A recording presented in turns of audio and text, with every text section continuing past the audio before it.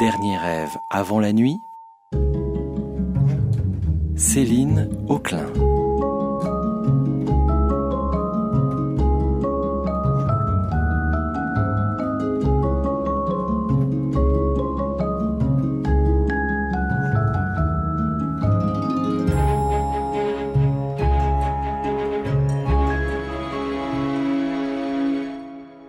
De l'Orient à l'Extrême-Orient, il n'y aura que quelques pages à tourner, de la baguette et la fourchette de Yu Tzu, professeur de chinois à Paris et conférencier spécialisé dans la cuisine et la civilisation chinoise. En régie avec nous ce soir, Samuel Morier-Genoux, et pour le choix des musiques, François Piton. Et nous démarrons en compagnie de M et la chanson Bahia. Suite avec des extraits du chapitre Les aliments et la langue chinoise.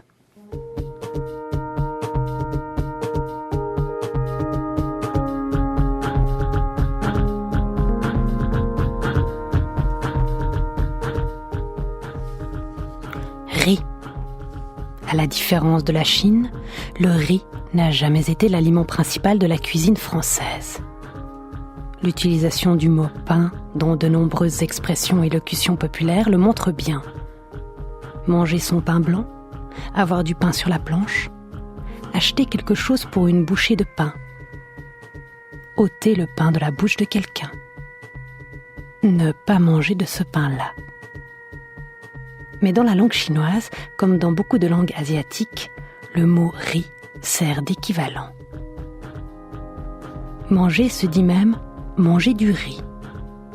Le riz est souvent utilisé comme synonyme de nourriture ou de repas.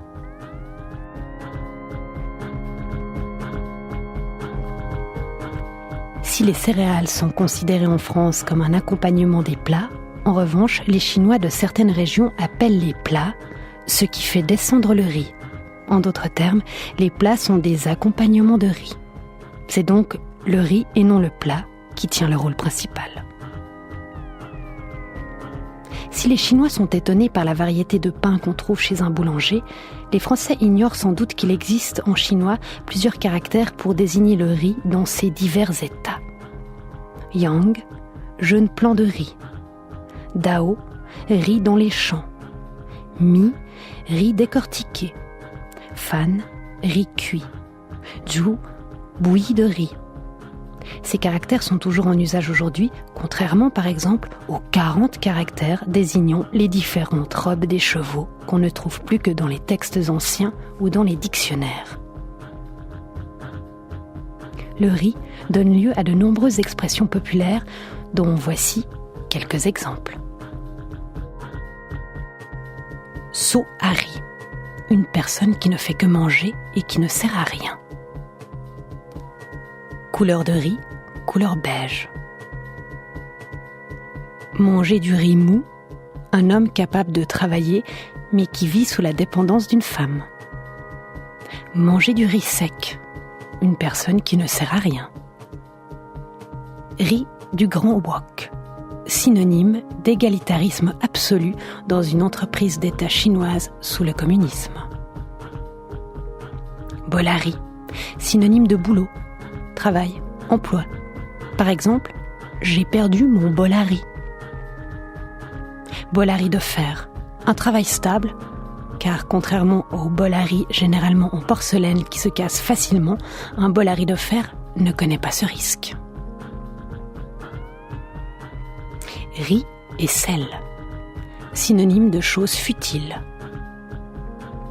Faire boire l'eau de cuisson de riz à quelqu'un, flatter quelqu'un avec des paroles mielleuses.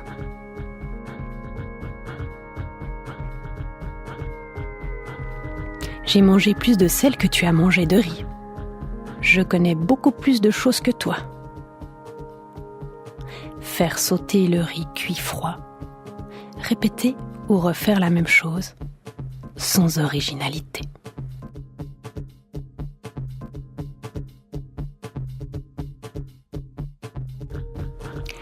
Riz cru déjà cuit.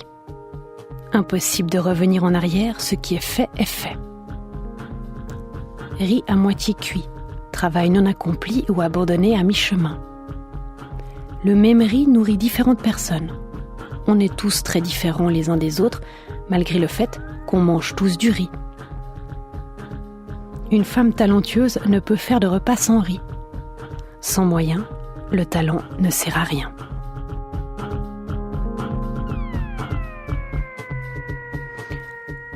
En soufflant le son du riz, on voit le riz. Obtenir un résultat immédiat.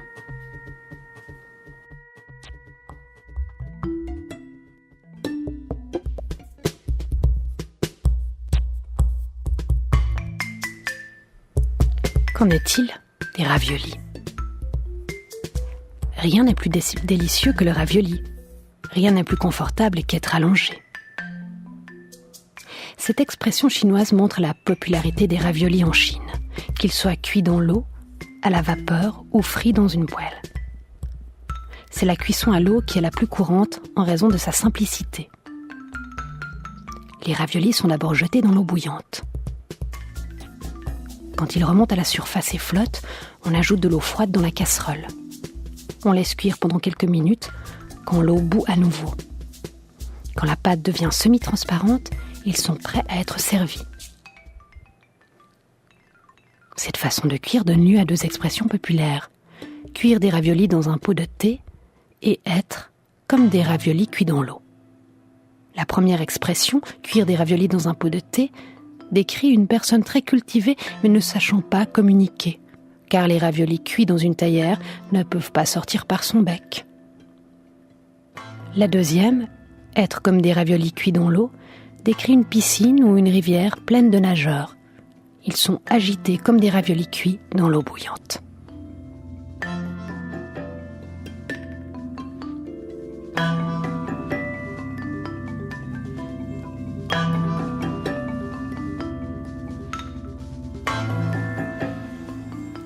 Piment.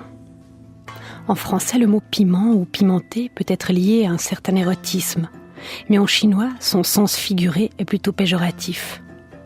Avoir une main pimentée est synonyme d'une personne vicieuse et impitoyable. Comment expliquer cette différence ? Déjà, le piment est beaucoup plus présent et fort dans la cuisine chinoise qu'en France, ce qui provoque chez certains Chinois une sensation de douleur. Dans certains restaurants chinois réputés pour leur cuisine épicée, on trouve des dessins de petits piments à côté du nom du plat sur la carte. Le serveur vous expliquera probablement. Un piment veut dire un peu pimenté, 2 veulent dire pimenté, 3 très pimenté. Mais l'expérience nous montre qu'un peu pimenté pour les Chinois se révèle en général très pimenté pour un palais français. La deuxième génération des immigrés chinois nés en France n'aura pas le même seuil de tolérance pour les plats relevés que ses parents. On utilise aussi beaucoup plus de piment frais dans la cuisine chinoise, ce qui peut brûler les mains et les yeux pendant la préparation en cuisine.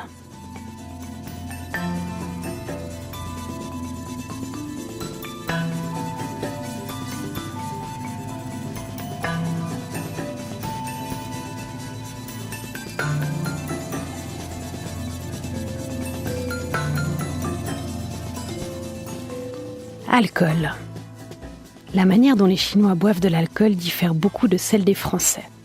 D'abord, les Chinois boivent rarement à jeun, mais plutôt à table, aux heures des repas, car la médecine traditionnelle chinoise considère que boire sans manger est mauvais pour l'estomac. Ensuite, il serait impoli de boire tout seul dans un banquet, surtout au nord de la Chine.